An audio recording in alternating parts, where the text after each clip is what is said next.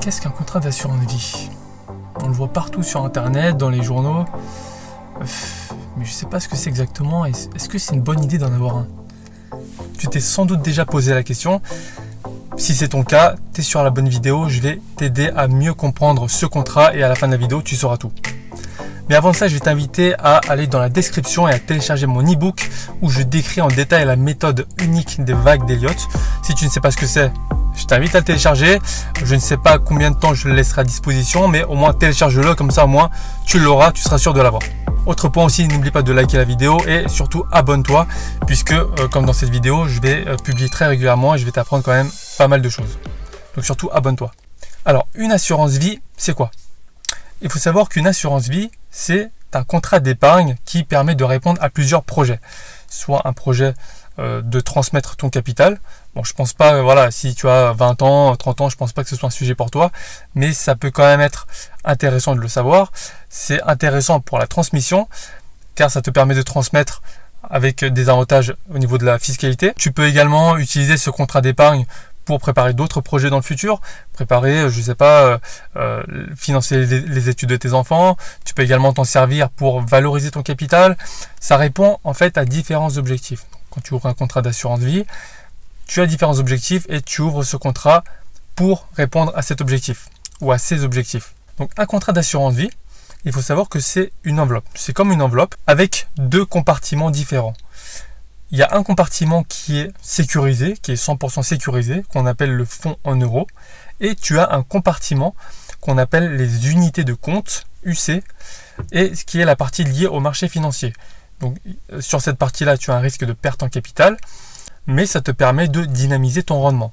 Or, sur le fonds euro, sur le compartiment sécurisé, le capital est garanti par l'assureur. Donc voilà, tu as bien ces deux compartiments au sein même de l'assurance vie. Un compartiment totalement sécurisé et un compartiment dynamique lié au marché financier où tu vas choisir les supports que tu vas mettre à l'intérieur. Et c'est toi qui vas choisir la pondération entre les deux.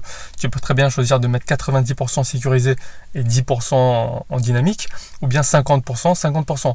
Encore une fois, ça dépend de tes objectifs et de ton âge. Plus tu es âgé, moins tu prendras de risques. C'est la logique des choses. Donc l'intérêt principal d'un contrat d'assurance vie, il faut savoir que c'est la fiscalité. Donc je vais y revenir un peu plus loin dans la vidéo, tu sauras tout ça, je vais essayer de simplifier au maximum, donc t'inquiète pas, tu vas pas te prendre la tête avec ça. Donc enfin l'autre point qui est important aussi dans le contrat d'assurance vie, c'est que tu vas pouvoir y ajouter une clause bénéficiaire. C'est-à-dire que tu vas désigner une personne nommément à qui reviendra le capital que tu as versé dans ton contrat d'assurance vie en cas de décès. Donc si demain tu décèdes, malencontreusement, et c'est ce que je ne te souhaite pas bien sûr, eh bien, le capital qui est dessus sera reversé aux bénéficiaires que tu auras désigné et ça sera transmis dans des conditions avantageuses fiscalement. Donc deuxième point, comment ouvrir un contrat d'assurance vie?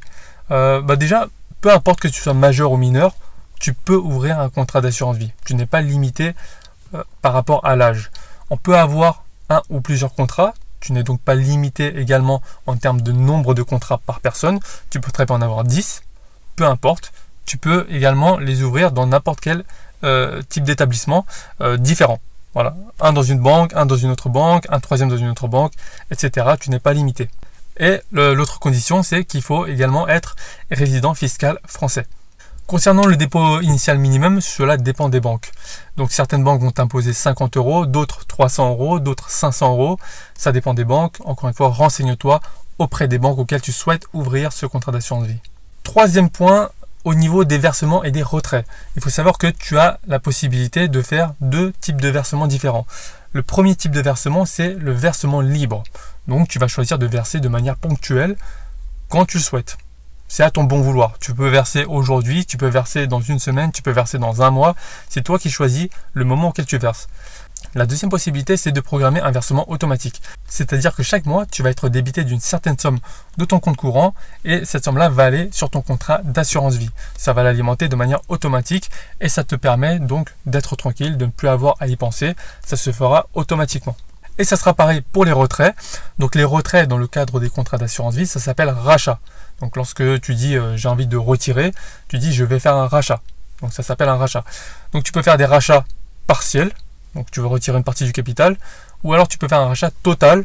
Donc si tu fais un rachat total, ça va clôturer le contrat. Ça revient à le clôturer. Un rachat total, c'est une clôture du contrat. Et Tout comme les versements, tu peux faire un rachat libre, un rachat quand tu souhaites, ou alors tu peux programmer des rachats, c'est-à-dire que à une certaine périodicité, admettons chaque mois, ton capital sera retiré d'un tel montant. Et bien sûr, il y aura une fiscalité applicable par rapport au rachat que tu fais dans les contrats d'assurance vie. Et justement, on en vient au 4e point, la fiscalité du contrat d'assurance vie. Alors, il faut savoir que également la fiscalité elle est super compliquée en France. Ça, je pense que je ne t'apprends rien. Elle est également hyper changeante. Ça change constamment. Donc, tu verras que dans un an, ça aurait encore peut-être changé. Il y avait une ancienne fiscalité. Il y a aujourd'hui une nouvelle fiscalité.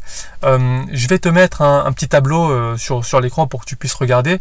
Mets pause si ça va trop vite. Mais comme ça, au moins, tu pourras regarder en détail ce à quoi ça correspond. Mais pour faire très simple, sur l'ancienne fiscalité, celle-ci était dégressive.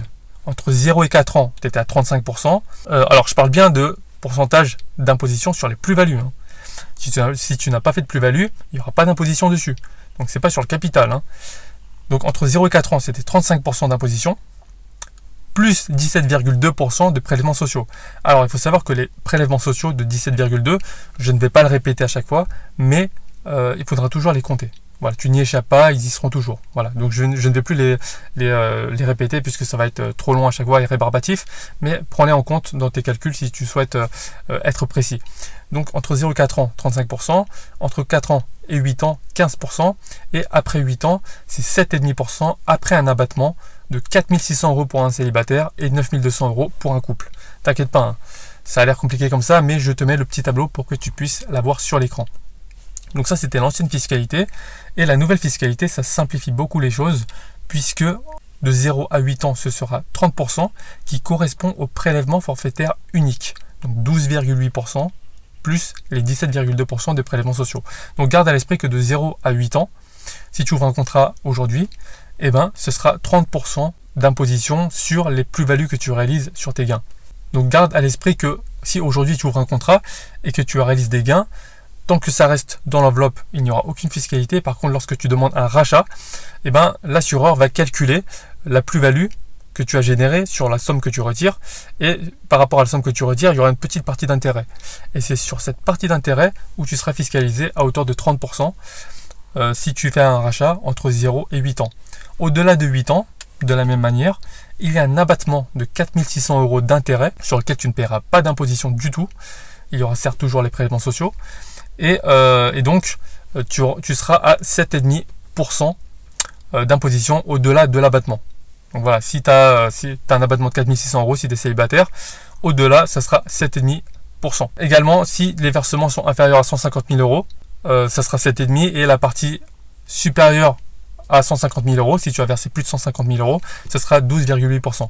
Mais honnêtement, ne te prends pas la tête. Encore une fois, je te remets le tableau. Tu peux le regarder à titre de culture générale, mais c'est pas très important.